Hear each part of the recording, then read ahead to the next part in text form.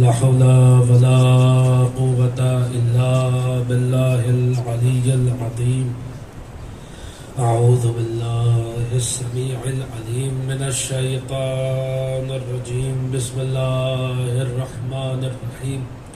الحمد لله خالق الخلق باسط الرزق فالق الأصباح ذي الجلال والإكرام والفضل والإنعام، ثم الصلاة والسلام وتحية والإكرام على سلطان الخلائق أجمعين وسيد الأولين والآخرين وخاتم النبيين وشفيع المذنبين ورحمة للعالمين ورسول المسدد والمصطفى الأحمد أبي القاسم محمد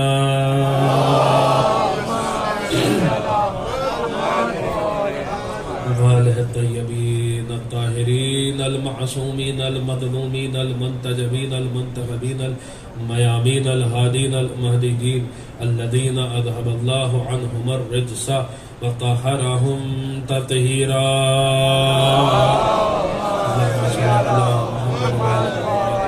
ولا سيما بقية الله في الأرضين روحي وأرواح العالمين لتراب مقدمه فداء، ولعنة الله على أعدائهم وغاضب حقوقهم ومنكر فضائلهم ومناقبهم وولايتهم أجمعين من الآن إلى يوم الدين. القول مني في جميع الأشياء قول آل محمد عليهم الصلاة والسلام فيما سروا وما أعلنوا فيما بلغني عنهم وما لم يبلغني. أما بعد فقد قال الله عز وجل أصحاب اليمين ما أصحاب اليمين. صلوات پڑھ دے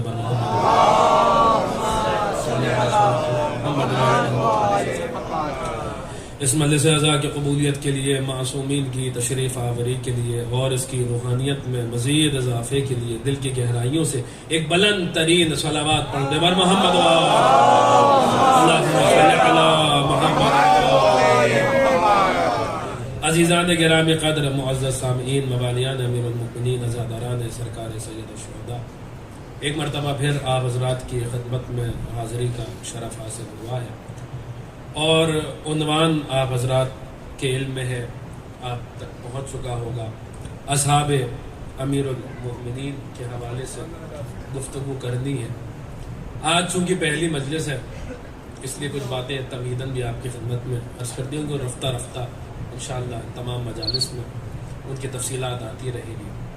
دیکھیے، ایک بات یہیں سے اپنی گفتگو کا آغاز کروں کہ انسان فطرتاً مثالوں کی طرف مائل ہوتا ہے، کچھ نمونوں کی طرف مائل ہوتا ہے، کچھ رول ماڈلز کی طرف مائل ہوتا ہے. انسان کو اپنی زندگی میں کچھ آئیڈیلز چاہیے ہوتے ہیں جنہیں وہ فالو کر سکے، جن کے اصولوں پر وہ چل سکے. انسان فطرتاً مثالوں کی طرف مائل ہوتا ہے. یہی وجہ ہے کہ خداوند عالم نے قرآن مجید میں جگہ جگہ گزشتہ انبیاء کا ذکر کیا ہے، ان کی امتوں کا ذکر کیا ہے. کیوں؟ کیونکہ خداوند عالم جانتا ہے، وہ انسان کی فطرت کا خالق ہے، کہ انسان فطرتاً مثالوں کی طرف مائل ہوتا ہے. اس کی نظروں کے سامنے جب کچھ جو ہے وہ رول ماڈلز ہوتے ہیں تو وہ ان کی پیروی اچھی طریقے سے کر سکتا ہے. چونکہ جب انسان ہر زندگی کے ہر شعبے میں، جب زندگی کے ہر شعبے میں انسان کو کچھ رول ماڈل چاہیے، کچھ آئیڈیل چاہیے، کچھ نمونے چاہیے، کچھ مثالیں چاہیے جن کی وہ پیروی کر سکے، تو پھر اگر کوئی ایسی باعظمت شے ہو جس پر ہمارے عقیدے کا دار و مدار ہو، جس کے بنا نہ ہمارا ایمان قبول ہو نہ ہمارے اعمال قبول ہو، جو ہمارے مذہب کی بنیاد ہو، جو ہمارے مذہب کی شہ رگ ہو، جو ہمارے مذہب کی اساس ہو، تو پھر اس معاملے میں ہمیں کیسے رول ماڈلز چاہیے ہوں گے، اس مسئلے میں ہمیں کن مثالوں کی طرف رجوع کرنا ہوگا. آپ ذرا سوچئے کہ جس چیز کے بنا کوئی چیز بارگاہ خداوندی میں قبول نہیں ہے، وہ شے کیا ہے؟ وہ شے ہے محبت اہل بیت. وہ شے کیا ہے؟ وہ شے ہے ولایت مولائے کائنات. تو پھر ہمیں چاہیے کہ ہم محبت امیر المومنین کے لیے بھی کچھ رول ماڈلز ڈھونڈیں. ہمیں چاہیے کہ ہم علی کی عشق علی کے آداب سیکھنے کے لیے، عشق علی کے تقاضے سیکھنے کے لیے، عشق علی کے حقائق کو درک کرنے کے لیے کچھ مثالوں کی طرف متوجہ ہوں، تو پھر عزیزان گرامی علی والوں سے بہتر عشق علی کے اسرار کون سکھا سکتا ہے؟ ان سے بہتر ہمیں عشق علی کے آداب سے کون واقف کرا سکتا ہے جن کی تربیت خود امیر المومنین نے کی ہے؟ ان سے بہتر ہمیں عشق علی کے اسرار کون سمجھا سکتا ہے جنہیں امیر المومنین کی صحبت کا شرف ملا ہے؟ عزیزان گرامی اگر عشق علی کی غلامی سمجھنی ہے تو پھر قمبر سے بہتر کون سمجھا سکتا ہے؟ اگر عشق علی کے حقائق کو درک کرنا ہے تو پھر میثم سے بہتر کون سمجھا سکتا ہے؟ اگر عشق علی میں دشمنان علی سے براعت کو سمجھنا ہے تو پھر محمد ابن ابی بکر سے بہتر کون سمجھا سکتا ہے؟ اگر دشمنان علی کو منہ توڑ جواب دینے کا طریقہ سیکھنا ہے تو پھر ساسا ابن سوہان سے بہتر کون ہمیں سکھا سکتا ہے؟ اگر دشمنان علی کو ذلیل اور رسوا کرنے کا طریقہ سیکھنا ہے تو ترمہ ابن عدی سے بہتر کون سکھا سکتا ہے؟ اگر علی سے حصول علم سیکھنا ہے تو رشید سے بہتر کون سکھا سکتا ہے؟ اگر علی سے کسب فیض کا طریقہ سیکھنا ہے تو کمیل ابن زیاد نقعی سے بہتر کون سکھا سکتا ہے؟ یہ ایک جملے میں بات آپ کی خدمت میں عرض کر دوں، اگر عشق علی میں جینا سیکھنا ہے تو کمیل سے بہتر، اگر عشق علی میں جینا سیکھنا ہے تو سلمان سے بہتر کون سکھا سکتا ہے؟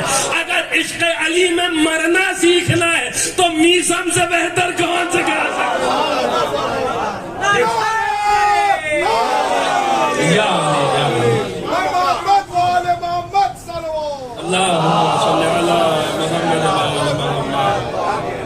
میثم سے بہتر کون سکھا سکتا ہے؟ تو آئیے ایسے ہی علی والوں کی بارگاہ میں چلتے ہیں، علی کے عشق کے آداب سیکھنے کے لیے، عشق علی کے تقاضے سمجھنے کے لیے، عشق علی کے آداب سمجھنے کے لیے۔ آج پہلی گفتگو ہے اور آج سے گفتگو کا آغاز ہو رہا ہے، تو آج اس کی بارگاہ میں چلتے ہیں جسے بیک وقت دو شرف حاصل ہوئے، جسے امیر المؤمنین کی صحابیت کا شرف بھی ملا ہے اور دنیا میں علی کی غلامی کا امتیاز بھی جسے حاصل ہے۔ دیکھیں دنیا میں آپ کو ہر شیعہ ایسا مل جائے گا جو کہے گا کہ میں اپنے مولا کا غلام ہوں، اور دنیا میں آپ کو ہر ایسا شیعہ خطیب مل جائے گا جس نے کبھی نہ کبھی یہ جملہ کہا ہو کہ ہم اپنے آپ کو علی کا غلام کہیں یہ بڑی بات نہیں ہے، علی کسی کو اپنا غلام کہیں یہ بڑی بات ہے۔ آئیے اس کی بارگاہ میں آج چلتے ہیں جس کے لیے خدائے سخن میر انیس نے کہا تھا کہ پوچھیں گے نکیرین تو کہہ دوں گا انیس، قمبر کا جو مولا ہے غلام اس کا ہوں۔ آج عنبر کی زبانی حضرت قمبر کے فضائل سنیے، صلوات پڑھ دے محمد، ایک صلوات پڑھ دے حضرت محمد۔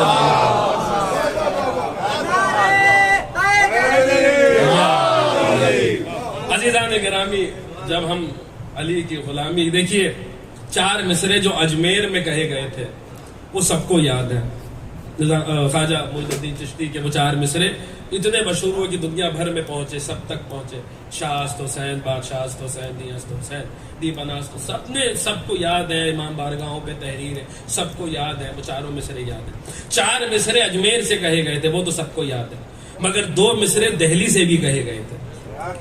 معین الدین کے مصرے تو سب کو یاد ہے، نظام الدین کے مصرے سب بھول گئے۔ نظام الدین اولیاء نے کہا تھا کہ نظام الدین حیا دارت کے گوید بندہ شام، نظام الدین کو حیا آتی ہے، شرم آتی ہے کہ وہ خود کو علی کا غلام کہے، وہ خود کو علی کا بندہ کہے۔ ہاں اگر بات قمبر کی آئے گی تو پھر نظام الدین کو اس بات پہ فخر ہے کہ وہ قمبر کے غلاموں میں سے ایک ادنا ترین غلام ہے۔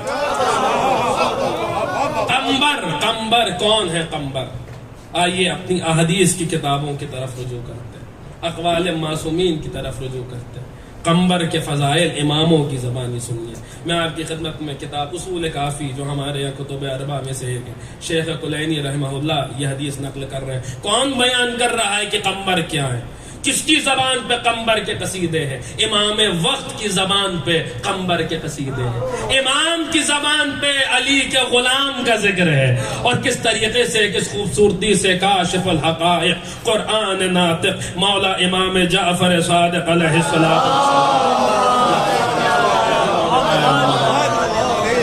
امام ارشاد فرما رہے اصول کافی میں موجود ہے قمبر کیا ہے، چھٹے امام کے جملے ہیں، یہیں سے اپنی گفتگو کا آغاز کرو، عنبر عابدی کے جملے نہیں ہیں، امام معصوم کے جملے ہیں، چھٹے امام فرما رہے قمبر کون ہے؟ قمبر علی کے غلام، امام نے فرمایا یحب علی جن حبن شدیدہ، قمبر کب شہید ہوئے ہیں؟ قمبر کی شہادت ہوئی ہے حجاج ابن یوسف ملعون کے زمانے میں، بھی وہ تفصیل بھی آپ کی خدمت میں عرض کروں گا، اور چھٹے امام قمبر کی شہادت کے بعد قمبر کا مرتبہ بیان کر رہے ہیں، اور اس میں امام ارشاد فرما رہے کہ یحب علی جن، قمبر علی کے محب ہیں، مضارع کا صیغہ ہے، قمبر علی کے محب تھے نہیں،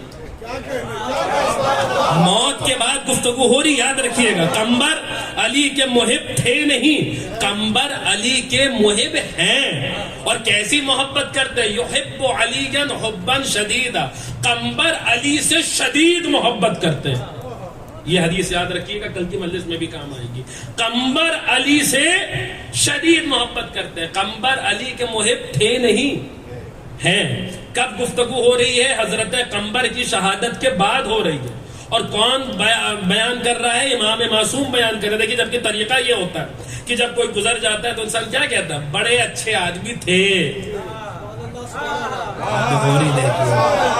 بڑے نمازی تھے، ارے بڑے عبادت گزار تھے، بڑے روزہ دار تھے، حاجی بھی تھے، اور خمس و زکوٰۃ بھی ادا کرتے تھے، اور تمام اچھے اعمال بجا لاتے تھے، نمازی تھے، روزے دار تھے، حاجی تھے، اچھے اعمال بجا لاتے تھے، کسی کی موت کے بعد ایسے ہی اسے یاد کیا جاتا ہے، بڑے اچھے آدمی تھے، نمازی تھے، روزے دار تھے، جب نماز کی بات آتی ہے تو کہا جاتا ہے نمازی تھے، روزے کی بات آتی ہے تو کہا جاتا روزہ دار تھے، حج کی بات آتی ہے تو کہا جاتا حاجی تھے، لیکن جب علی کی محبت کی بات آتی ہے تو امام بتا رہے یہ مت کہو علی کے محب تھے، بلکہ کہو علی کے محب ہیں،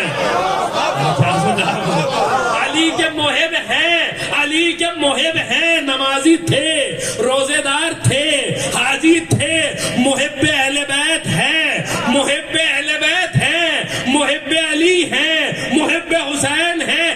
یہ جملہ ارشاد فرما کے امام نے بتا دیا کہ موت ہر رشتے کو منقطع کر دیتی ہے، موت ہر تعلق کو ختم کر دیتی ہے، موت پہ آ کے تمام معاملات ختم ہو جاتے ہیں، لیکن ایک ہی رشتہ ہے، محبت علی کا رشتہ، ایک ہی رشتہ ہے، عشق علی کا رشتہ، یہ رشتہ دنیا میں بھی باقی رہتا ہے، مرنے کے بعد بھی باقی رہتا ہے۔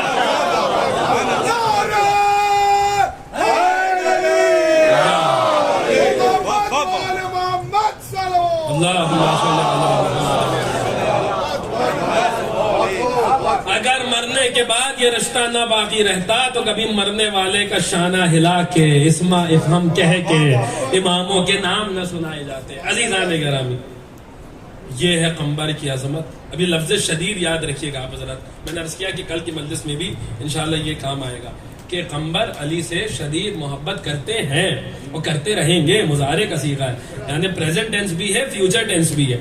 قمبر علی سے محبت کرتے ہیں، کرتے رہے تو شدید محبت کرتے ہیں، شدید محبت۔ اب لفظ شدید پہ میرے پاس وقت نہیں ہے کیونکہ مجھے اور بھی باتیں عرض کرنی ہے، کل انشاءاللہ کچھ عرض کروں گا لفظ شدید پر، یاد رکھیے گا، شدید محبت کرتے ہیں۔ عزیزان گرامی، کیا منزلت ہے قمبر کی؟ آئیے قمبر ہی کی بارگاہ میں چلتے ہیں۔ کیا تھے قمبر؟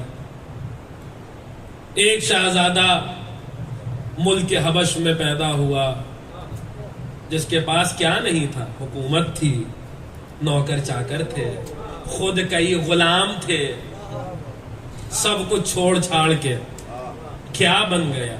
عزیزان گرامی ذرا تصور کیجئے، کبھی ٹھنڈے دماغ سے سوچئے گا کہ مولانا آغا مہدی لکھنوی صاحب نے بھی اس روایت کو نقل کیا اپنی کتاب میں حضرت قمبر کی سمان حیات میں کہ وہ بادشاہ کا بیٹا، ملک حبش کا شہزادہ، جس کا باپ مرا تو حکومت جو ہے وہ اپنے بھائی کے نام کر گیا، جس کا نام جو ہے وہ اشکبوس جس کا نام لکھا، اور قمبر کے اس جوان کے متعلق جس کا نام اس وقت تک فتاح تھا، اس جوان کے متعلق جس کا نام فتاح تھا، اس کے متعلق وصیت کر کے مرا کہ جب بڑا ہو جائے تو تم اپنی بیٹی کی شادی اس سے کر دینا اور حکومت اس کے سپرد کر دینا. یہ بڑا ہو گیا مگر چچا ہے کہ حکومت دینے کو تیار نہیں. جو جن کا حق نہیں ہوتا ہے وہ جب اس مسند پہ بیٹھ جاتے ہیں تو آسانی سے اترتے نہیں ہیں.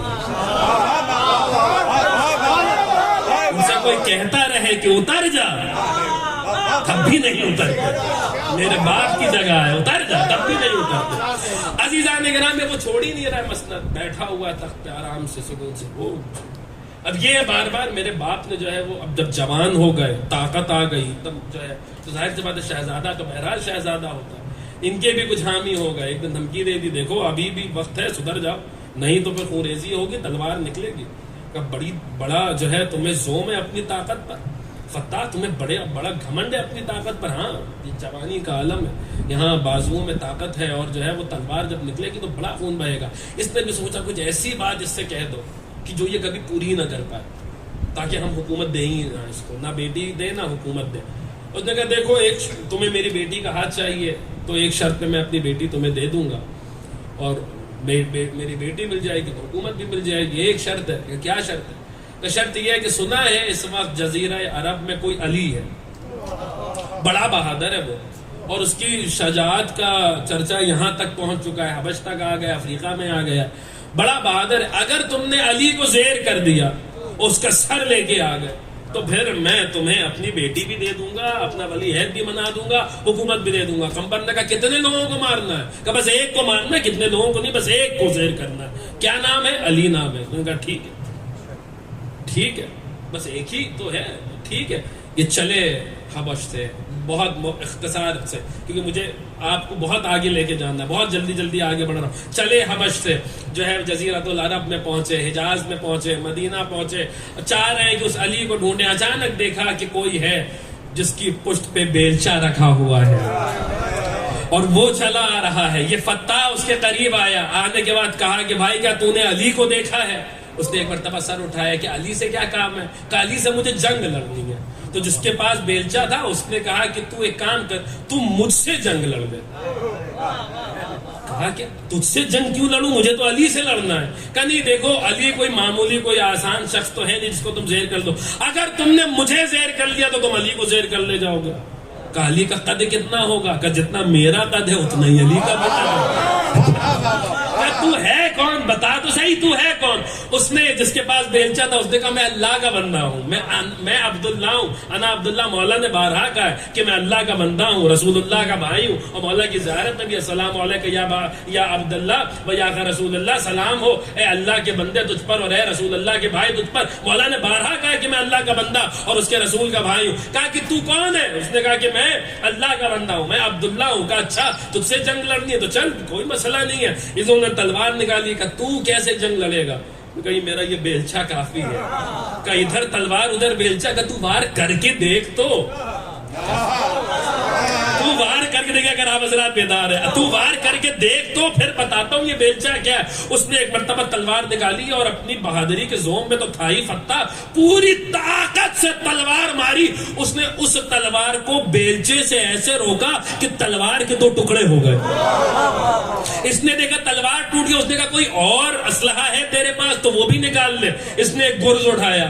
کہا میں اس گرز سے تجھے روکوں گا. اب کیا ہے اس کے مقابلے میں؟ اس نے کہا اس گرز کے مقابلے میں بھی یہ بیلچہ ہی ہے. اس گرز کے مقابلے میں بھی بیلچہ ہے. اس نے گرز سے حملہ کیا، بیلچے سے گرز کا وار روکا. آپ سوچئے جس کے ہاتھ میں بیلچہ ایسا ہو، اس کے ہاتھ میں جب ذوالفقار آتی ہوگی تو کیا منظر ہوگا؟ اس کے ہاتھ میں جب ذوالفقار آتی ہوگی تو کیا عالم ہوگا؟ ایک مرتبہ گرز بھی دور جا کے گرا. کیا آگے بڑھا؟ جس نے کہا میں اللہ کا بندہ ہوں آگے بڑھا. اور آگے بڑھنے کے بعد اس کو اس طریقے سے دبوچا کہ بس اب یہ تھا کہ فتح کا کام تمام ہو جائے گا. فتح کی آنکھوں میں آنسو آ گئے. جب آنسو آئے تو اس نے کہا کہ کیوں رو رہا ہے؟ نے کہا میں نے سوچا تھا میں علی کو زیر کروں گا، جاؤں گا، جا کے میری شادی ہوگی، مجھے حکومت ملے گی۔ کہا کہ تجھے علی کیوں زیر کرنا تھا، کیوں علی کا سر چاہیے؟ کہا اس لیے کیونکہ جو ہے وہ میرا چچا اپنی بیٹی کی شادی مجھ سے کرے گا، مجھے حکومت ملے گی، مجھے جو ہے وہ مال و دولت ملے گی۔ کہا اگر یہی بات ہے تو ایک مرتبہ ہاتھ چھوڑا، کلے علی حاضر ہے۔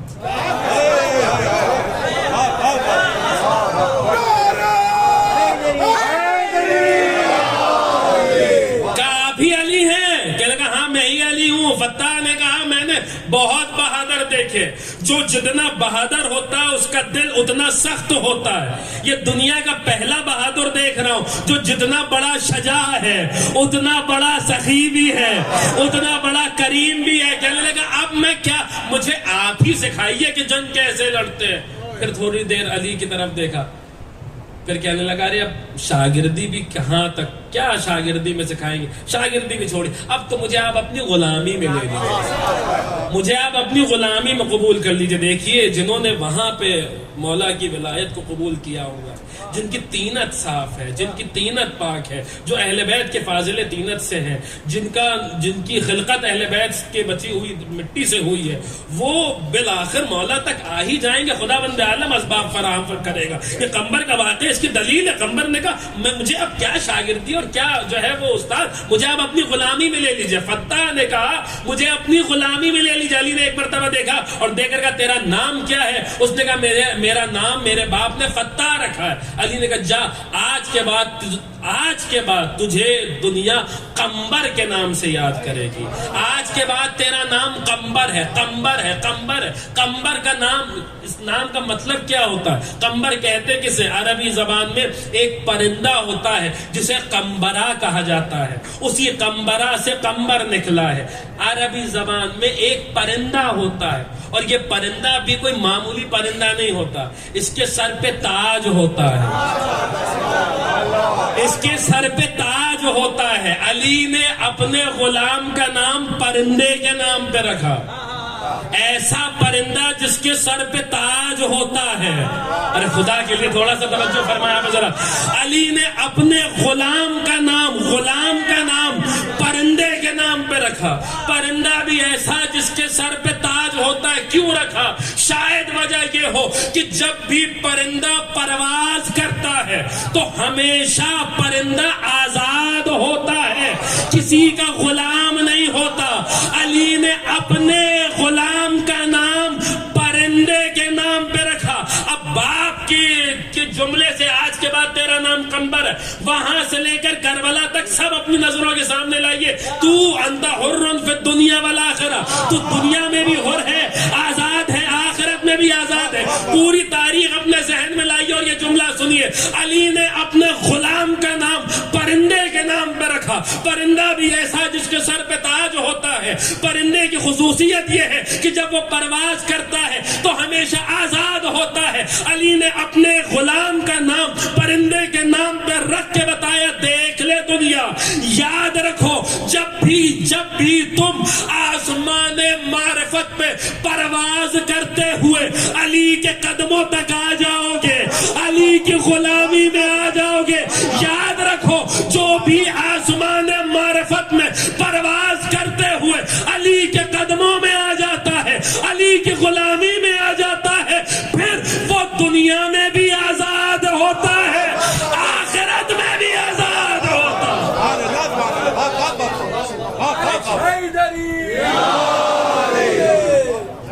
ایک صلوات پڑھ دیں آپ ذرا۔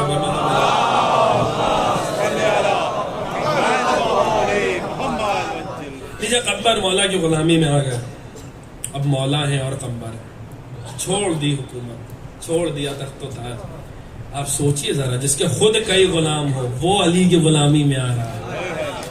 عجب نے حضرت قمبر خود پوچھئے ذرا حضرت قمبر سے کہ سرکار آپ غلامی قبول کر رہے ہیں، حکومت چھوڑ دی، تخت و تاج چھوڑ دیے، نوکر چاکر چھوڑ دیے، ساری جاگیر چھوڑ دی، ساری حکومت چھوڑ دی، اور تخت اور جو ہے وہ غلامی قبول کر رہے ہیں علی کی۔ عجب نے حضرت قمبر جواب دے کہ کسی ملک کی بادشاہت میں وہ مزہ کہاں جو علی کی غلامی میں ہے، جو علی کی در کی غلامی میں ہے۔ عزیزان گرامی، قمبر آ گئے یہاں، اور اب وہ مولا کے فضائل اپنی آنکھوں سے دیکھ رہے ہیں، علی کی عبادت دیکھ رہے ہیں، علی کا زہد دیکھ رہے ہیں، علی کا تقوی دیکھ رہے ہیں، علی کا علم دیکھ رہے ہیں، علی کا حلم دیکھ رہے ہیں، مولا خود قمبر کو پروان چڑھا رہے ہیں۔ اس طریقے سے قمبر کی تربیت کریں۔ سنیے گا عزیزان گرامی، علی نے قمبر کو کیا بنا دیا، ذرا سوچئے کبھی کہ مولا نے قمبر کو کیا بنا دیا۔ میں ایک مختصر سا واقعات کی خدمت میں عرض کروں، مولا نے قمبر کو کیا بنا دیا، اس منزل پہ پہنچا دیا۔ اس سے پہلے جملہ سن لیجئے، میرا بھی نہیں، میرا جملہ نہیں، علامہ مجلسی کا جملہ سن لیجئے، کس منزل پہ مولا نے قمبر کو پہنچایا۔ علامہ مجلسی نے لکھا ہے کہ اس کی تفصیل انشاءاللہ آنے والی مجالس میں آئے گی۔ علامہ مجلسی نے لکھا ہے کہ امیر المومنین کے اصحاب کی چار قسمیں ہیں مولا کے اصحاب کی۔ پہلی قسم اصفیاء کی ہے، یہ چنے ہوئے لوگ ہیں جنہیں مولا نے چنا، اور پھر تفصیل انشاءاللہ آئے گی کہ میثم تمار کا تعلق اسی گروہ سے، حضرت حبیب ابن مظاہر کا تعلق اسی گروہ سے، حضرت رشید کا تعلق اسی گروہ سے۔ دوسرا گروہ اولیاء کا ہے، علی کے دوستوں کا ہے، حارث حمدانی کا تعلق اسی گروہ سے ہے۔ تیسرا گروہ شرطۃ الخمیس کا ہے، جن کے متعلق بہت ساری احادیث موجود، انشاءاللہ تفصیلات آئیں گی، جنہوں نے مولا سے موت پر بیعت کی تھی، یعنی ہم آخری وقت تک علی آپ کا ساتھ نہیں چھوڑیں گے۔ اسبغ ابن نباتہ کا تعلق اسی گروہ سے ہے، اور ساسا ابن سوہان کا تعلق اسی گروہ سے، حضرت اویس قرنی کا تعلق اسی گروہ سے۔ پھر علامہ مجلسی نے لکھا چوتھا گروہ خاصان علی کا گروہ ہے، علی کے خاص لوگوں کا گروہ ہے، اور علامہ مجلسی نے لکھا ہے قمبر کا تعلق اس گروہ سے ہے۔ کاش یہ جملہ پہنچا ہوتا، قمبر کا تعلق اس گروہ سے، خاصان علی کا گروہ، یعنی علی کے خاص لوگوں کا گروہ۔ سنیے گا عزیزان گرامی، کس منزل پہ پہنچا دیا مولا امیر المومنین نے قمبر کو، کہ ایک مرتبہ مولا تشریف فرماتے، ساتھ میں کچھ اصحاب تھے۔ اب قمبر بھی پرندے کو کہتے ہیں، یاد رکھیے گا۔ کچھ اصحاب بیٹھے ہوئے تھے، کچھ لوگ بیٹھے ہوئے تھے، دیکھا کہ ایک پرندہ ہے جو جھکا مولا کے پاس، اور پھر جو ہے وہ آگے بڑھ گیا۔ مولا نے ایک مرتبہ جو لوگ بیٹھے ہوئے تھے ان کی طرف دیکھا، اور دیکھ کر کہا تم جانتے ہو یہ پرندہ کیا کہہ رہا ہے؟ لوگوں نے کہا کہ نہیں مولا، ہم تو نہیں جانتے۔ مولا نے کہا یہ پرندہ مجھ پر اور میرے شیعوں پہ سلام کر رہا ہے۔ سنیے گا عزیزان گرامی، یہ مجھ پر اور میرے شیعوں پر سلام کر رہا ہے۔ کچھ لوگوں کے چہرے پہ جو ہے وہ شک کی لکیر نمودار ہوئی کہ علی پرندوں کی بات جانتے ہیں، یہ پرندوں کی آوازیں سن رہے، کیسی باتیں کر رہے ہیں۔ مولا نے وہ شک دیکھ لیا کہ انہیں اس بات پہ شک ہے کہ میں پرندوں کی بات سن رہا ہوں۔ مولا نے ایک مرتبہ، اب دیکھیں مولا چاہتے تو خود پرندے کو مولا آواز دے سکتے تھے، لیکن مولا یہاں بتا رہے، یہی اس اشرے کا مقصد بھی ہے کہ ہم ان کے غلاموں کے اختیارات سمجھیں، اور پھر یہ سوچیں کہ جب غلام یہاں پر ہے تو پھر امام کہاں ہوں گے، جب قمبر یہاں پر ہے تو پھر علی کہاں پر ہوں گے۔ انہوں نے اس بات پہ شک کیا کہ مولا علی جو ہے وہ پرندوں کی باتیں سن رہے ہیں۔ مولا نے جیسے ہی ان کے اس شک کو دیکھا نا، وہ ان کے چہرے پر ان کا شک نمایاں تھا، مولا نے جیسے ہی دیکھا فوراً قمبر کو آواز دی، قمبر جاؤ جا کے پرندوں کو آواز دو۔ قمبر مولا چاہتے تو خود آواز دے سکتے تھے، مگر قمبر سے کہہ رہے قمبر جاؤ جا کے پرندوں کو آواز دو۔ قمبر بھی آگے بڑھے اور آگے بڑھ کے پرندوں کو دیکھا، دیکھ کر کہا پرندوں تمہیں وہ بلا رہا ہے جو اللہ کا بندہ ہے، رسول اللہ کا بھائی ہے، جو اللہ کا بندہ ہے، رسول اللہ کا بھائی ہے۔ پرندے واپس چلے آئے، واقعات اس کے آگے بھی ہے، لیکن میں یہیں پر رک رہا ہوں، ایک نتیجہ آپ کی سماعتوں کی نظر کر رہا ہوں۔ یہ قمبر کیا کر رہے ہیں؟ علی کا غلام پرندوں سے باتیں کر رہا ہے، علی کا غلام پرندوں سے باتیں کر رہا ہے۔ پرندوں سے گفتگو کوئی معمولی چیز ہے؟ قرآن پڑھیے، اللہ نے حضرت سلیمان کے معجزوں میں ایک معجزے کا ذکر کیا، وَعُلِّمْنَا مَنطِقَ الطَّيْرِ، سلیمان کو پرندوں سے بات چیت کا علم دیا گیا تھا۔ سلیمان معجزہ دکھلاتے تھے، وہ پرندوں سے بات چیت کیا کرتے تھے، وہ پرندوں سے باتیں کیا کرتے تھے۔ ذرا سوچئے، کل سلیمان جیسا نبی پرندوں سے گفتگو کرتا تھا، آج علی کا قمبر جیسا غلام پرندوں سے باتیں کر رہا ہے۔ سلیمان پرندوں سے باتیں کرتے تھے، قمبر پرندوں سے باتیں کر رہے ہیں۔ یہ کیا ہو رہا ہے؟ اگر کسی کلاس میں کچھ طالب علم ہونہار نکل جائے اور جو ہے وہ کافی آگے بڑھ جائے تو دیکھا جائے گا کہ ان کا استاد کون ہے، دیکھا جائے گا کہ پڑھایا کس نے ہے۔ کیوں نہ قمبر پرندوں سے باتیں کرے؟ ارے جو سلیمان کا استاد ہے وہی قمبر کا استاد، اگر آپ حضرات بیدار ہیں تو جو سلیمان کا استاد ہے وہی قمبر کا استاد۔ ارے کیا کہنے اس ذات کے جو فرش پہ ہو تو کبھی قمبر کا استاد بنے، کبھی سلیمان کا استاد بنے، جو عرش پہ ہو تو کبھی جبریل کا استاد بنے، کبھی میکائیل کا استاد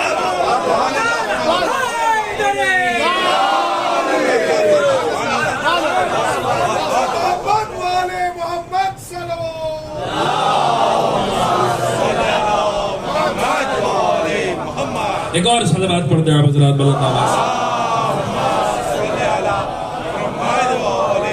سنیے گا عزیزان گرامی بہت جلدی. قمبر نے مولا کے اتنے فضائل اپنی آنکھوں سے دیکھ لیے اور مولا کا وہ قرب حاصل ہوا, اتنے قریب آ گئے مولا کے کہ اب جب کوئی بھی قمبر سے پوچھتا تھا کہ تم کس کے غلام ہو, تمہارا مولا کون ہے, تو قمبر ایک لائن میں جواب نہیں دے پاتے تھے کہ میں علی کا غلام ہوں. نہیں, یہ نہیں کہتے تھے قمبر. فی البدی فوراً ایک پورا خطبہ ارشاد فرما دیتے تھے کہ میں اس کا غلام ہوں, جو یہ ہے, جو یہ ہے, جو یہ ہے, جو یہ ہے, جو یہ ہے, جو یہ ہے. کوئی بھی پوچھے. حتیٰ کہ بعض روایات میں جب حجاج ابن یوسف ملعون کے دربار میں حجاج نے پوچھا کہ تو کس کا غلام, تو قمبر نے پورا وہ سمجھ لیجیے خطبہ ارشاد فرما دیا کہ میں جب اس کا غلام ہوں. کوئی بھی قمبر سے پوچھتا تھا. رجال کشی میں آپ کو یہ مل جائے گا, بہار الانوار میں مل جائے گا, اور بھی دیگر کتابوں میں مل جائے گا. کوئی بھی جب حضرت قمبر سے پوچھتا تھا تم کس کے غلام ہو, مولا من انت, قمبر تمہارا مولا کون ہے, تم کس کے غلام ہو, تو قمبر ایک لائن میں جواب نہیں دیتے تھے.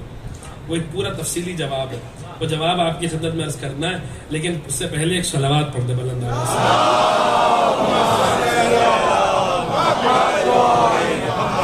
سنے گا عزیزان گرامی, جب کوئی پوچھتا تھا مولا من انت, قمبر تم کس کے غلام ہو, تمہارا مولا کون ہے, قمبر ایک لائن میں جواب نہیں دے رہا. پھر پورا ایک قصیدہ پڑھنا ہے مولا کا, پورا خطبہ ارشاد فرما دے کہ میں اس کا غلام ہوں, تو یہ ہے, جو یہ ہے, جس کے فضائل ایسے. سنیے گا عزیزان گرامی, اور قمبر کے اس خطبے سے آپ کو چوتھے امام کا خطبہ بھی یاد آ جائے گا. جب بھی میں پڑھوں گا تو آپ جو ہے وہاں تک پہنچ جائیں گے. جب پوچھا کسی نے قمبر تم کس کے غلام ہو, قمبر نے کہا مولا یا من ضرب بسیفین وطعنا برمحین وصلى القبلتين وبايع البيعتين وهاجر الهجرتين ولم يكفر بالله بطرفة عين انا مولاي صالح المؤمنين ووارث النبيين وسيد المسلمين واكبر المسلمين وسيد الوصيين ويعصوب المؤمنين وزين العابدين ورئيس الباكين ونور المجاهدين والضوء الماضين وسراج القائمين وافضل القانتين ولسان رسول رب العالمين وافضل المؤمنين من آل ياسين المغيد بجبريل الامين والمنصور بميكائيل المتين والمحمود عند اهل السماء اجمعين سيد المسلمين والسابقين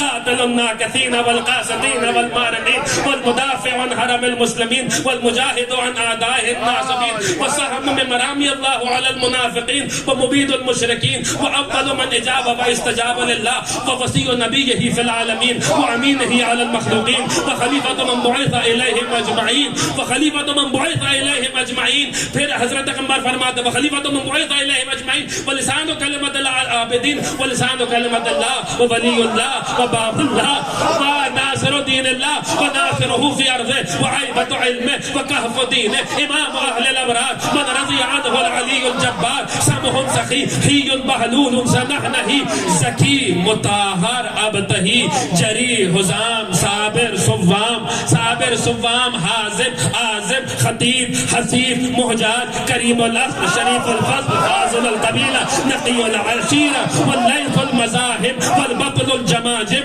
واللیث المذاہب والبطل الجماجم والاشعث الحاتم وارث المشعرین ابو السبقین الحسن والحسین واللہ امیر المومنین حقا علی ابن ابی طالب.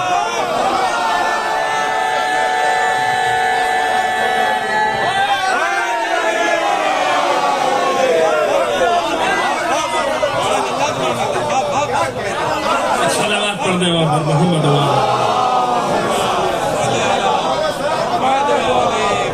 بہت جلدی آگے بڑھ رہا ہوں, میرے ساتھ دیجیے. مولا آپ سب کو سلامت رکھے, آپ کی سماعتوں کو, آپ کی جذبہ ایمانی کو سلامت رکھے. قمبر سے کسی نے پوچھا تو کس کا غلام ہے, قمبر نے کہا میں اس کا غلام ہوں جس نے 2 تلواروں سے جنگ لڑی ہے, جس نے 2 نیزوں سے نیزہ برداری کی ہے, جس نے دونوں قبلوں کی طرف نماز پڑھی ہے, جس نے 2 مرتبہ ہجرت کی ہے. میں اس کا غلام ہوں جس نے پلک کے جھپکنے بھر کے لیے بھی اللہ کی نافرمانی نہیں کی ہے. تم ان کے غلام ہو گئے جو 30-40 سال تک جو کبھی ادھر جھک رہے ہیں, کبھی ادھر جھک رہے ہیں, کبھی اس کو جو ہے نمسکار ہے، کبھی اس کے آگے جو کر، میں اس کا غلام ہوں جس نے پلک کے جھپکنے بھر کے لیے بھی جو ہے وہ اللہ کی نافرمانی نہیں ہے. پھر قمبر فرماتے ہیں انا مولا صالح المؤمنین، میں اس کا غلام ہوں، وہ میرا مولا ہے جو صالح المؤمنین ہے، جو صالح المؤمنین ہے. مولا کا یہ لقب آپ نے بارہا سنا ہوگا، صالح المؤمنین، مولا کائنات کو کہا جاتا ہے صالح المؤمنین. قرآن مجید میں بھی ذکر ہے اللہ و مولا و جبرائیل و صالح المؤمنین، اللہ مولا ہے اور جبرائیل مولا ہے اور صالح المؤمنین مولا ہے. مومنین میں جو صالح ہے، مومنین میں جو صالح، صالح کسے کہتے ہیں؟ صاد الف لام ہائے حلوہ بڑی ہے، صالح کسے کہتے ہیں؟ صالح کسے کہتے ہیں؟ دیکھیے یہ جو صالح لفظ بنا ہے یہ بتا ہے صلاحیت سے. اردو زبان میں صلاحیت جو ہے وہ لیاقت کے معنوں میں آتا ہے، یعنی کسی میں یہ کہا جاتا ہے اس میں فلاں صلاحیت پائی جاتی ہے. لیکن آج بھی آپ دیکھ سکتے ہیں، ابھی آپ گوگل پہ سرچ کر سکتے ہیں، عرب ممالک میں آج بھی اس کا پریکٹیکل معنی ہے لفظ صلاحیت کے، وہ آج بھی کیا رائج ہے. آپ نے پاسپورٹ دیکھا ہوگا، پاسپورٹ پر ایک ایکسپائری ڈیٹ ہوتی ہے، اتنے وقت میں ہوتا ہے کہ پاسپورٹ ایکسپائر کر جائے گا. جب پاسپورٹ ایکسپائر ہو جاتا ہے تو کیا ہوتا ہے؟ پاسپورٹ ویلیڈیٹی آفیسر کے پاس بھیجا جاتا ہے، ویلیڈیٹی آفیسر کے پاس بھیجا جاتا ہے جو اس کی ویلیڈیٹی اپروو کرتا ہے، جو اس کی ویلیڈیٹی بڑھاتا ہے. اسی ویلیڈیٹی آفیسر کو عربی زبان میں آج بھی آپ دیکھ لیں گے ضابط الصلاحیہ کہتے ہیں.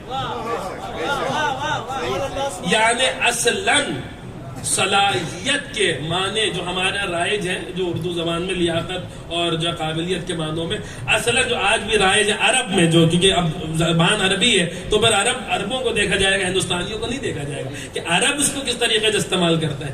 تو صلاحیت کے آج بھی جن معنوں میں لفظ صلاحیت استعمال ہوتا ہے وہ معنی جو ہے وہ لیاقت اور قابلیت کے نہیں ہے، وہ معنی ویلیڈیٹی کے. ویلیڈیٹی کا مطلب کیا ہوتا ہے؟ ایک مثال کے ذریعے سنیے ویلیڈیٹی کا مطلب کیا ہوتا ہے. مثال کے طور پر اس کو مثال ہی سمجھیے گا. مثال کے طور پہ ہم نے جو ہے وہ ایک صاحب سے، مثال کے طور پہ ہم نے جو ہے وہ ایک صاحب سے قرضہ لیا کہ صاحب ہمیں فلاں اتنی ضرورت ہے، آپ ہمیں اتنے پیسے دے دیجیے. انہوں نے ہمیں دے دیے، ہم تو وہ جو ہے وہ نوٹ لے کر آئے اور جو ہے وہ اپنا کام نپٹایا، سب وہ اب آ گیا.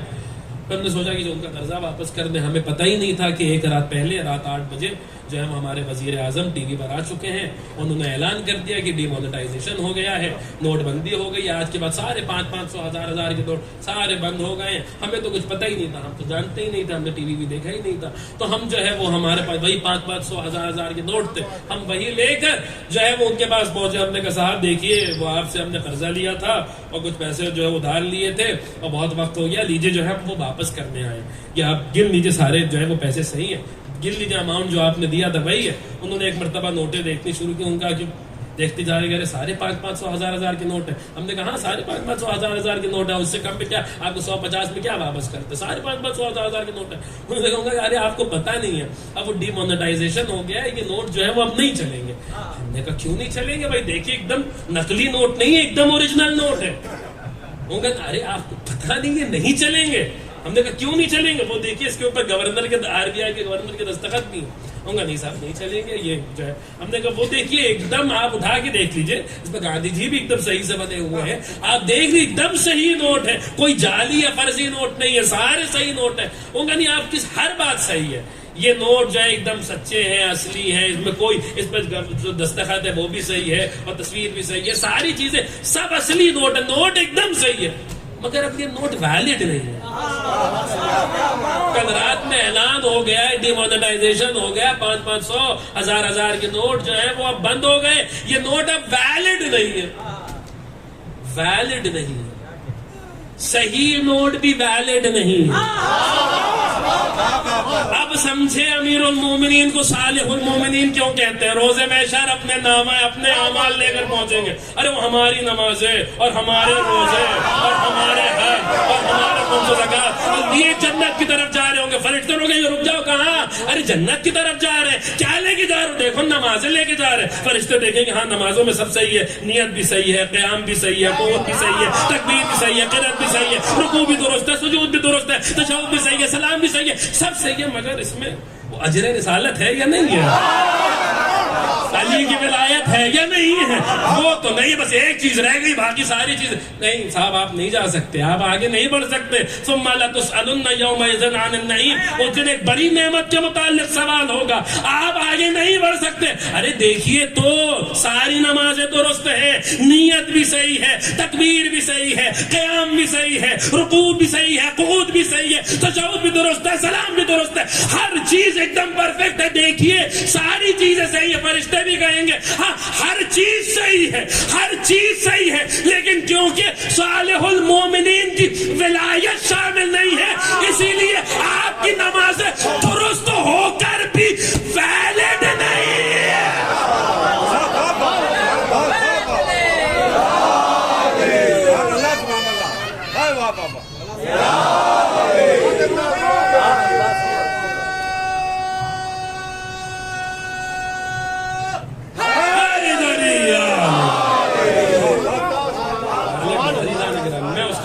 جو صالح المومنین، جو صالح المومنین ہے۔ پھر حضرت پیغمبر آگے بڑھے، میں اس کا غلام ہوں جو سید الوصیین ہے، جو تمام اوصیاء کا سید و سردار ہے، جس نبی کا جو بھی وصی میرا مولا تمام اوصیاء کا سید و سردار ہے۔ پھر آگے بڑھے کہ میں اس کا غلام ہوں جو یاسوب المومنین ہے، جو مومنین کا یاسوب ہے۔ یاسوب مرکز اب وقت نہیں ہے، میں انشاءاللہ کسی آگے آنے والی مجالس میں پھر یہ لفظ آئے گا، اس کی تفصیل بھی ایسی ہی ہے، میں آپ کی خدمت میں عرض کروں گا یاسوب کے معنی کیا ہوتے ہیں اوریجنلی۔ بس اس وقت آپ سمجھ لیجیے مرکز، تو رسول اللہ کی حدیث علی یاسوب المؤمنین والمال یاسوب الظالمین، علی مومنین کے یاسوب ہیں اور مال و دولت ظالموں کا یاسوب ہے۔ اس کی تفصیل آئے گی انشاءاللہ حضرت کمیل والی مجلس میں، انشاءاللہ اس کی تفصیل آئے گی۔ بہرحال عزیزان گرامی، حضرت پیغمبر نے کہا میں اس کا غلام ہوں جو یاسوب المومنین ہے۔ پھر فرماتا ہے میں اس کا غلام ہوں جو زین العابدین ہے، تمام عبادت گزاروں کی زینت ہے۔ دیکھیے جیسا پہلا علی ہے ویسے ہی چوتھا علی ہے، زین العابدین جو تمام عبادت گزاروں کی زینت ہے۔ پھر فرماتا ہے میں اس کا غلام ہوں جو رئیس الباقین ہے، جو گریہ کرنے والوں کا سید و سردار ہے، ان کا رئیس ہے۔ آپ یاد رکھیے چاہے وہ کسی مسئلے میں بھی جو خوف خدا میں جو گریہ ہوتا ہے، جو خشیت الہی کے سبب گریہ ہوتا ہے، امیر المومنین کو کہا جائے رئیس الباقین ہے۔ میرے پاس وقت ہوتا تو میں زین العابدین اور رئیس الباقین کی شرح کی خدمت میں عرض کرتا، لیکن بالکل بھی میرے پاس وقت نہیں۔ بس ایک جملہ اس وقت اتنا سن لیجئے کہ بالخصوص بزرگوں سے معذرت کے ساتھ اپنے نوجوان بھائیوں کی خدمت میں عرض کر رہا ہوں، ہمارے پاس روایات موجود ہیں کہ جب کوئی نوجوان مصلی عبادت پہ خوف خدا میں گریہ کرتا ہے، علی رئیس الباقین ہے، جس کا رئیس علی ہو اس کی کیا منزلت ہوگی؟ تو خدا بند عالم ملائکہ کے سامنے فخر کرتا، دیکھو یہ میرا جوان بندہ ہے، اس کے پاس گناہ کرنے کی طاقت ہے مگر اس کے باوجود یہ مصلی پر میرے خوف میں رو رہا ہے، یہ گریہ کر رہا ہے۔ امیر المومنین کو رئیس الباقین کہا حضرت پیغمبر نے۔ وقت ہوتا تو میں اس کی شرح کی خدمت میں عرض کرتا زین العابدین اور رئیس الباقین کی، لیکن بالکل بھی وقت نہیں ہے، میں آگے بڑھ رہا ہوں۔ پھر حضرت پیغمبر فرماتے ہیں میں اس کا غلام ہوں جو تمام گزشتہ لوگوں کا نور ہے، میں اس کا غلام ہوں جو قیام کرنے والوں کا چراغ ہے، میں اس کا غلام ہوں جو قنوت پڑھنے والوں میں سب سے افضل ہے، میں اس کا غلام ہوں جو رسول اللہ کی زبان ہے، ان کے لسان ہے، میں اس کا غلام ہوں جو آل یاسین میں پہلا مومن ہے۔ پھر فرماتے ہیں میں اس کا غلام ہوں جس کی نصرت، جس کی تائید حضرت جبریل نے کی ہے، میں اس کا غلام ہوں جس کی نصرت حضرت میکائیل نے کی ہے، جس کی تائید جبریل نے کی ہے، جس کی نصرت میکائیل نے کی ہے۔ دیکھیے یہی تو وجہ ہے کہ کسی نے جو ہے وہ کوئی شاعر فارسی زبان کا جب بہت زیادہ مولا کے فضائل پڑھتا تھا تو کسی نے کہا کہ یہ تو رافضی ہو گئے، تو اس نے کہا تھا کہ من علی را دوست دارم خلق گوید رافضی، پس خدا و مصطفیٰ جبریل باشد رافضی، میں علی کا دوست ہوں، علی کا چاہنے والا ہوں، لوگ مجھے رافضی کہتے ہیں۔ اگر یہی بات ہے تو پھر جبریل بھی رافضی ہے، خدا بھی رافضی ہے، رسول خدا بھی رافضی ہے۔ ایک صلوات پڑھ دیں آپ حضرات۔ بہت جلدی جلدی آگے بڑھ رہا ہوں عزیزان گرامی کیونکہ ایک دم جو ہے وقت تمام ہو رہا ہے۔ بہرحال انشاءاللہ کسی اور منزل پر اس کی تفصیلات آپ سن لیجیے گا۔ ایک جملہ خالی اس خطبے کا سن لیجیے جو حضرت پیغمبر نے مولا کے متعلق کہا۔ پیغمبر کیا فرما رہے ہیں؟ میں اس کا غلام ہوں جس میں یہ صفات پائے جاتے ہیں، جو رئیس الباقین ہے، زین العابدین ہے، جو نور المجاہدین ہے، جو ہے جس کی نصرت جبریل نے کی ہے، جس کی تائید جبریل نے کی، جس کی نصرت میکائیل نے کی ہے۔ فرماتے ہیں والمحمود عند اہل السماء اجمعین، جس کی مدح و ثنا تمام اہل آسمان کر رہے ہیں، جس کے فضائل آسمانوں پہ پڑھے جا رہے ہیں، جس کے فضائل فرشتوں کی زبانوں پر ہیں، جس کے فضائل بزم ملکوت میں پڑھے جا رہے ہیں، میں اس کا غلام ہوں، میں اس کا غلام ہوں. حضرت پیغمبر آگے فرماتے ہیں میں اس کا غلام ہوں جو اللہ کے علم کا صندوق ہے. میں اس کا غلام ہوں. دیکھیے عجیب و غریب جملہ ہے. یہ جملہ بارہا زیارتوں میں بھی السلام علیکہ یا عیبۃ علم اللہ, اللہ کے علم کے صندوق, اللہ کے علم کے ظرف آپ پر سلام ہو. اللہ کے علم کا صندوق, یہ کوئی معمولی بات ہے؟ اللہ صندوق کا کام کیا ہوتا ہے؟ پرانے زمانے میں جب بینک اکاؤنٹ وغیرہ نہیں ہوتا تھا, انسان سفر پہ ہوتا تھا, پریشان ہوتا تھا, ساتھ میں مال و دولت ہوتی تھی کہ جو ہے وہ کہیں کوئی چور چرا کے نہ لے جائے, کہیں کوئی لٹیرا لوٹ کے نہ لے جائے. کیا کرتا تھا وہ اپنی دولت کو صندوق میں رکھ کے اسے مقفل کر کے چابی اپنے پاس رکھ کے مطمئن ہو جاتا کہ اب میرا مال صحیح جگہ پہنچ چکا ہے, اب میری دولت صحیح جگہ پہنچ چکی ہے. پیغمبر فرما رہے میں اس کا غلام ہوں جو اللہ کے علم کا صندوق ہے, جو اللہ کے علم کا صندوق ہے. تو پھر جملہ سن لیجئے کہ جن کے سینوں میں مشیت اپنا علم رکھ کے مطمئن ہو جائے انہیں محمد والے محمد کہتے ہیں. میں اس کا غلام ہوں جو اللہ کے علم کا صندوق. آگے بلکہ پیغمبر نے کہا کہ میں اس کا غلام ہوں جو سخی ہے, جس کی پوری زندگی سخاوت میں گزری ہے. دیکھیے ہم اپنے مولا کو سخی کہیں تو یہ اور بات, قمبر علی کو سخی کہے تو اور بات. کیسے؟ وہ ایسے کہ قمبر نے علی کی وہ سخاوت دیکھی ہے جو کسی نے نہیں دیکھی. کچھ یاد آیا آپ کو؟ یہ ایسی سخاوت دیکھیے کہ اونٹوں کی مہار چھوڑ کے دور جا کے کھڑا ہونا پڑا. 70 اونٹوں پہ کچھ تھا. اب کیا دیکھیے اپنے چھوٹے جو ہے بھائیوں کے لیے عرض کر رہا ہوں, ورنہ تو بزرگ مجھ سے بہتر جانتے ہیں. وہ پرانا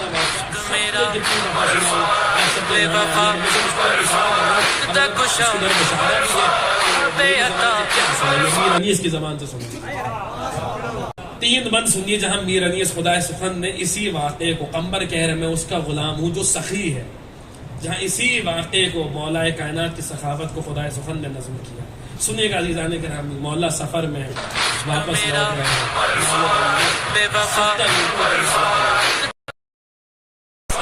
ہیں کہ علی ایک روٹی چاہیے. میر انیس فرماتے ہیں کہ سائل نے, 3 بندے پوری توجہ کے ساتھ سنیے گا, سائل نے عرض کی یہ سفر میں با انکسار ایک روٹی دیجیے.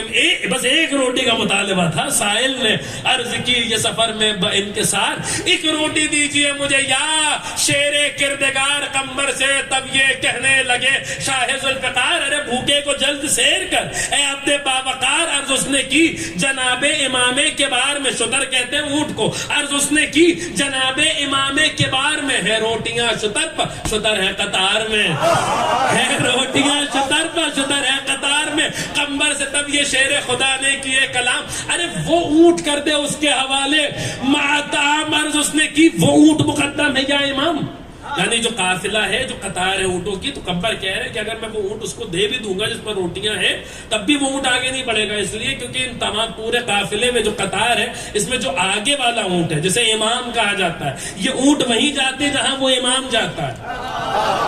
اونٹوں کو بھی پتا ہے کہ امام کی پیروی کی جاتی ہے, خود امام بننے کی کوشش نہیں کی جاتی.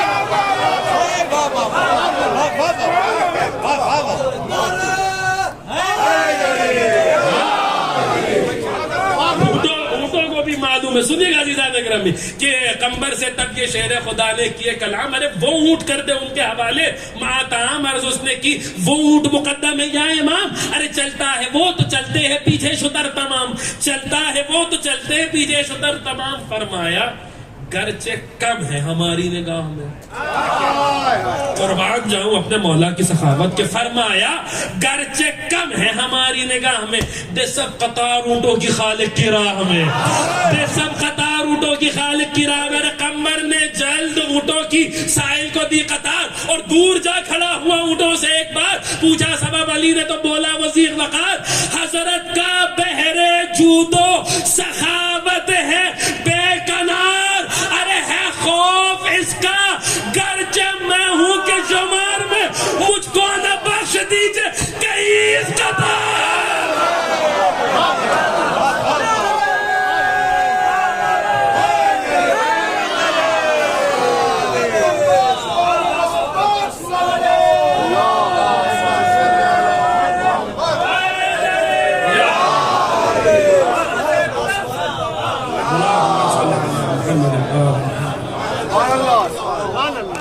نے کی. عرش خدا مقام جناب امیر ہے. عرش خدا مقام جناب امیر ہے. اور کرسی بھی تخت و بام جناب امیر ہے. اور سطور لوح و قلم جناب امیر ہے. اور آیات حق کلام جناب امیر ہے. نعرہ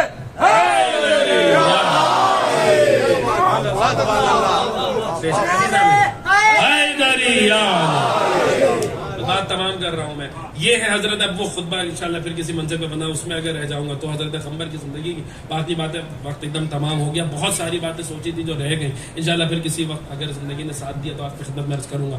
بہت ساری باتیں ابھی حضرت قمر کی زندگی کی رہ گئی ہیں. قمر پوری زندگی علی کے غلام بن کے رہے.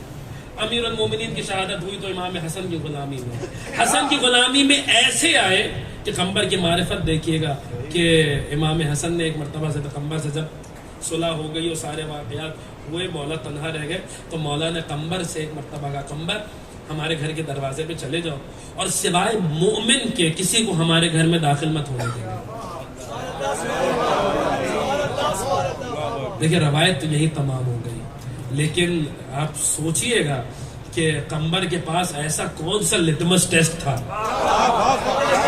ایسی کون سی میزان تھی جو قمر کے پاس تھی جہاں دیکھ کے پہچان لیتے تھے کہ مومن کون ہے، منافق کون ہے. امام فرما رہے ہیں کہ دروازے میں بیٹھ جاؤ، مومن کے علاوہ کسی کو آنے مت دینا. امام حسن کے بعد قمر امام حسین کی خدمت میں. اور اس کے بعد بھی حضرت قمر جو ہے وہ تاریخ تھوڑا سا خاموش ہوتی ہے قمر کے بارے میں کہ قمر کے ساتھ کیا ہوا. لیکن پھر جب حجاج ابن یوسف ملعون کا زمانہ ہے، اس ملعون کا زمانہ کہ جس کو ایسی دشمنی تھی اہل بیت سے، ایسی دشمنی کہ مثال کے طور پہ عید الضحیٰ کے دن باہر آیا، اس نے کہا آج کون سا دن ہے؟ انہوں نے کہا آج عید الضحیٰ ہے. کیا ہوتا ہے؟ آج مسلمان قربانی دیتے ہیں. کہ جاؤ جس کا نام بھی علی حسن حسین اسے قربان کر دو، اسے ذبح کر دو. ایسا شدید دشمن. ابھی اس کی تفصیلات انشاءاللہ آگے بھی آئیں گے حضرت کمیل کی اوپر جب گفتگو ہوگی اور مولا کے اصحاب پہ جب گفتگو ہوگی. اتنا زیادہ مولا کے دوستوں کے خون کا پیاسا کہ اس کا ملعون کا کھانا ہضم نہیں ہوتا تھا جب تک کسی علی والے کی موت کی خبر نہیں سن لیتا تھا. بہت سخت اس کے مظالم. ایک دن اس نے کہا کہ آج کون ہے، کس علی والے کو قتل کرو گے؟ تو کسی نے کہا کہ تو اتنے علی والوں کو قتل کرتا ہے، وہ علی کا غلام، وہ تیری حکومت میں، وہ سے تو نے چھوڑا ہوا اور تو باقیوں کو قتل کر رہا. حجاج نے کہا کہ کون؟ کہا قمر. تو جگہ جگہ علی کے فضائل پڑھتا، تو جہاں جاتا ہے وہاں علی علی کرتا. جہاں علی کا غلام جو رہا ہے تیری حکومت میں، علی کا غلام موجود ہے اور تو نے اسے چھوڑا ہوا اور باقیوں کو قتل کر رہا ہے. کہ جاؤ جا کے قمر کو گرفتار. بس آخری جملے آج کی گفتگو تمام ہے اور انشاءاللہ زندگی رہی تو کبھی پھر، ابھی بہت باتیں حضرت قمر کے متعلق رہ گئی ہیں لیکن زندگی رہی تو انشاءاللہ پھر کبھی عرض کروں گا. ابھی بس اتنا سن لیجیے کہ قمر کو گرفتار کر کے دربار میں لایا گیا.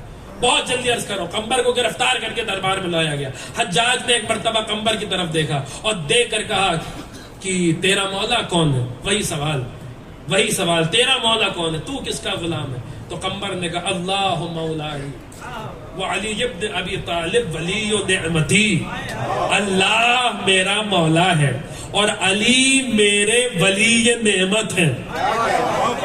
علی میرے ولی نعمت ہے. اب یہ قمر آخری مراحل میں زندگی کے پیغام دے رہے ہیں کہ جس لفظ پر جس شے پر لفظ نعمت کا اطلاق ہوگا، یاد رکھنا علی ولی نعمت ہے. اس شے پر اختیار علی کا ہوگا.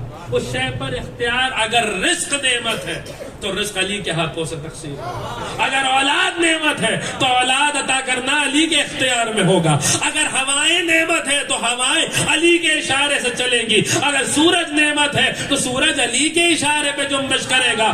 جس شے پر بھی لفظ نعمت کا اطلاق ہوتا ہے ہر وہ شے علی کے تصرف میں ہے. علی ولی نعمت ہے، علی نعمت کے مالک و مختار ہے. ارے وہ کیوں نہ نعمت کا مالک و مختار ہو، اس کا تصرف ایسا کیوں نہ ہو جس کی ولایت کے اعلان والے دن اللہ نے اعلان کر دیا تھا کہ الیوم اکملت لکم دینکم واتممت علیکم نعمتی. آج نعمتیں تمام ہو گئی ہیں، آج نعمتیں تمام ہو گئی ہیں. ارے اتمام نعمت جس کے اعلان ولایت کا نام ہو اسے علی کہتے ہیں.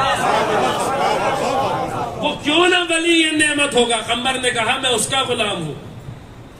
اللہ میرا مولا ہے، علی ابن ابی طالب میرے ولی نعمت. حجاج نے ایک مرتبہ دیکھا اور دیکھ کر کہا کہ قمبر، بہت تفصیلی گفتگو ہے، وہ بھی پوری گفتگو میں آپ کی خدمت میں عرض نہیں کر رہا. 11ویں امام نے اس گفتگو کو کوٹ کیا، تفسیر امام حسن عسکری میں اس کا ایک جملہ موجود ہے. آپ سوچئے گا کہ قمبر کی عظمت کیا ہے کہ ائمہ معصومین کی زبان پہ قمبر کا ذکر ہے. آخری لمحات حضرت قمبر کے. حجاج نے پوچھا کہ قمبر یہ بتاؤ کیسے مرنا چاہو گے؟ قمبر نے ایک مرتبہ حجاج کی طرف دیکھا، کیا واقعی کیا یقین ہے، کیا ایمان کی منزل ہے. حجاج کی طرف دیکھا، دیکھ کر کہا کہ جیسے تیرا دل چاہے. آج تو میرے ساتھ وہ کر جو تیرا دل چاہتا ہے، کل میرے مولا کا دن ہوگا، کل میں تیرے ساتھ وہ کروں گا جو میرا دل چاہے گا، کل میرے مولا کی بادشاہت ہوگی. آج تو تخت پہ بیٹھا ہوا ہے، 4 دن کی حکومت ہے، تجھ سے سنبھالے نہیں سنبھل رہی، تو جو ہے وہ مجھ سے میرے قتل کی طرف ہے. پھر ایک مرتبہ حجاج نے یہ جواب یاد رکھیے کہ جو اب حضرت قمبر دینے جا رہے ہیں، اس کی بھی تفصیل انشاءاللہ آنے والی مجلسوں میں آئے گی.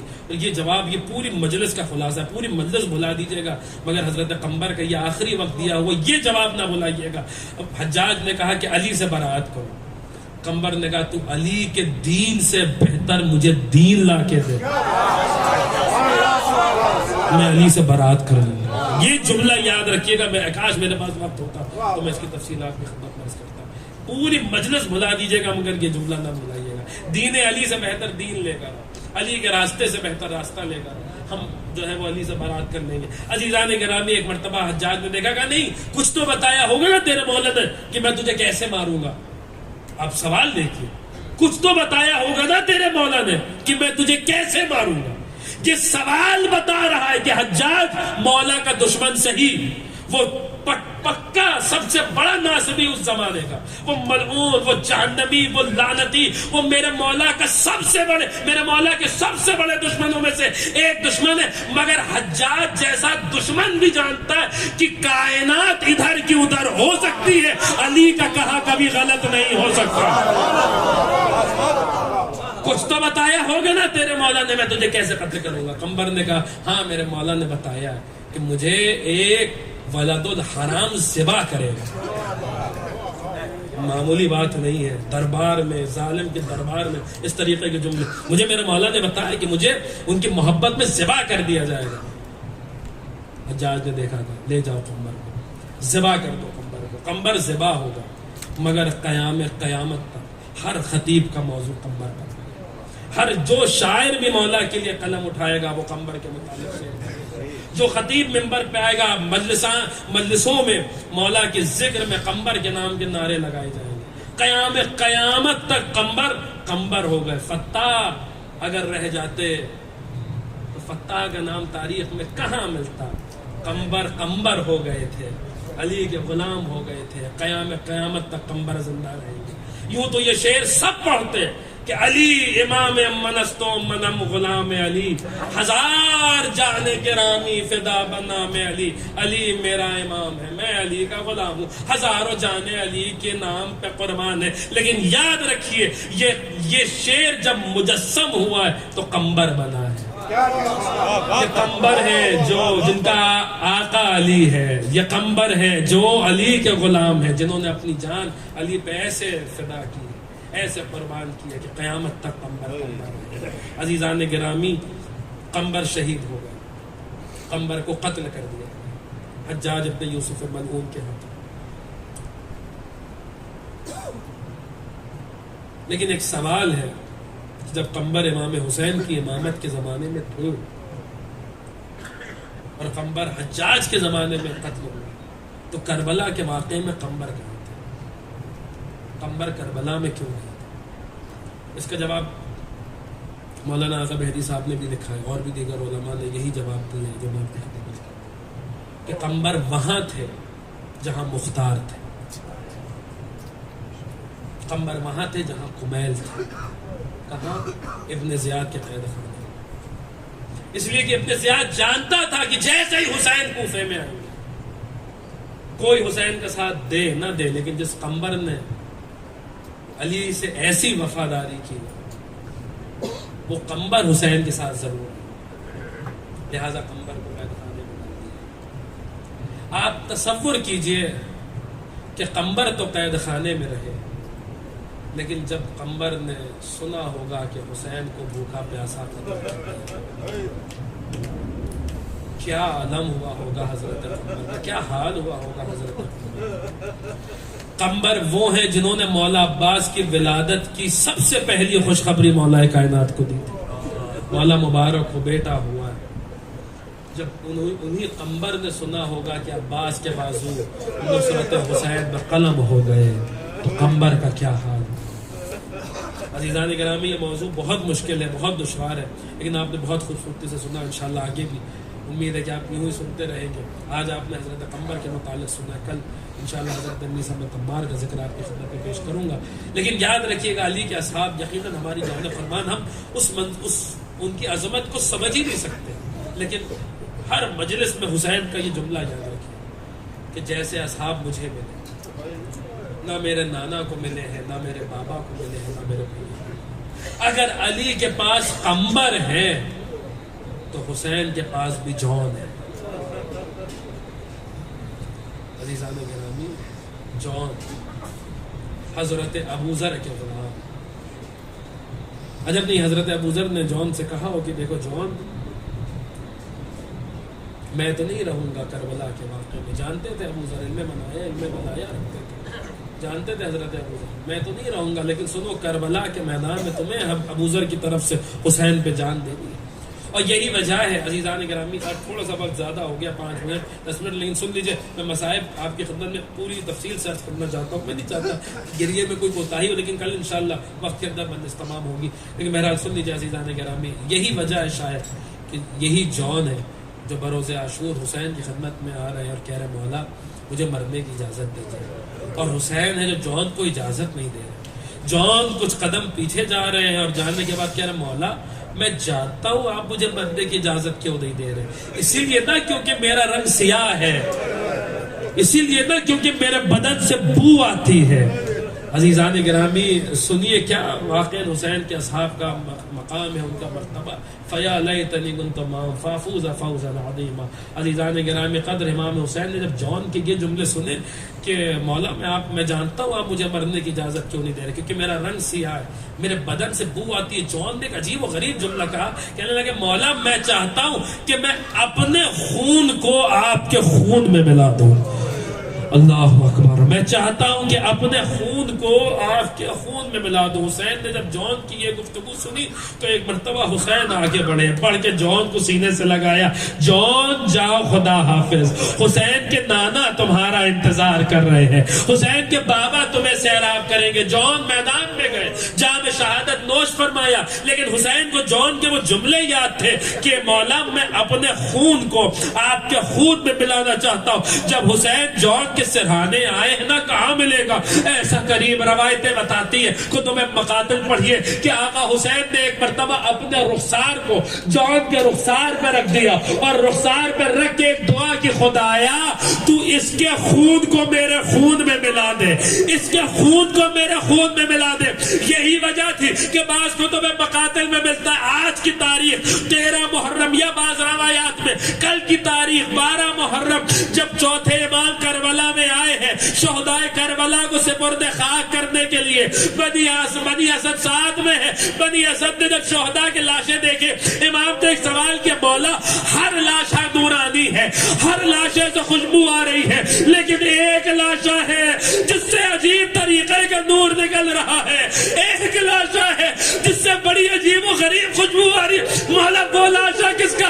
امام نے کہا وہ لاشا کسی اور کا نہیں، وہ لاشا جون کا ہے، اس لیے کیونکہ میرے بابا نے دعا کی تھی، خدایا تو اس کے خون کو اجرکم اللہ، اجرکم اللہ۔ عزیزان گرامی بلند آواز سے روئیے، اور بلند آواز سے روتے ہوئے جناب سیدہ کی بارگاہ میں پرسہ پیش کیجئے۔ بس آخری جملے مجلس تمام ہے، اس کے خون کو میرے خون میں ملا دے، اس کے خون کو میرے خون میں ملا دے۔ عزیزان گرامی جون کو چوتھے امام نے سپرد خاک کر دیا، بنی اسد کی تائید کے ساتھ، ان کی مدد کے ساتھ، ان کے ساتھ مولا نے جون کو سپرد خاک کر دیا۔ مگر میں دستے ادب جوڑ کے کہوں گا جون یقیناً آپ کا مرتبہ بہت بلند ہے، آپ کا مقام بہت بلند ہے، آپ شہید راہ خدا ہیں، مگر جون آپ کے بدن پہ زخم ہے، آپ کے لاشے پہ گھوڑوں کی ٹاپوں کے نشان تو نہیں ہیں، لیکن کربلا میں ایک ایسا لاشا تھا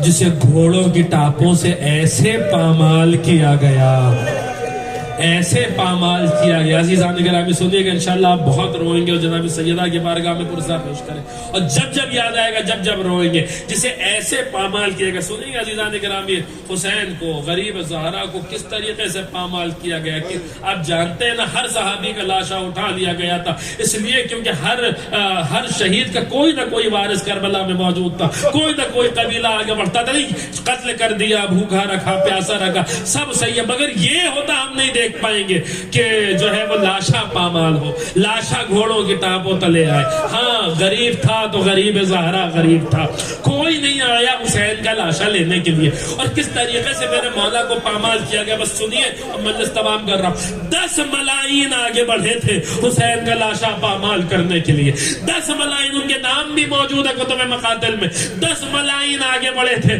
مولا حسین کا لاشا پامال کرنے کی۔ سنیے گے کس طریقے سے پامال کیا، بس آخری جملے مجلس تمام ہو گئی، کس طریقے سے پامال کیا۔ وہ 10 ملائین جب ابن زیاد کے دربار میں پہنچے تو ان کا سردار آگے بڑھا اور آگے بڑھ کے کہتا ہے، اے حاکم ہمیں خصوصی انعام سے نواز، اس لیے کیونکہ ہم وہ ہیں جنہوں نے حسین کے لاشے کو پامال کیا۔ جانتا ہے ہم نے حسین کو کیسے پامال کیا؟ جب ہم حسین کو پامال کر رہے تھے تو حسین کی پسلیوں کی ٹوٹنے کی آواز ہم گھوڑے کی زین سے سن سکتے تھے۔ میرا زمانے کا امام زیارت ناہیہ میں کہتا، میرا سلام اس شہید پر جس کی دائیں پسلیاں بائیں طرف، بائیں پسلیاں دائیں طرف ہو۔ لعنت اللہ علی الظالمین، انا الیہ راجعون۔ اللہم عجل لولیک الفرج وجعلنا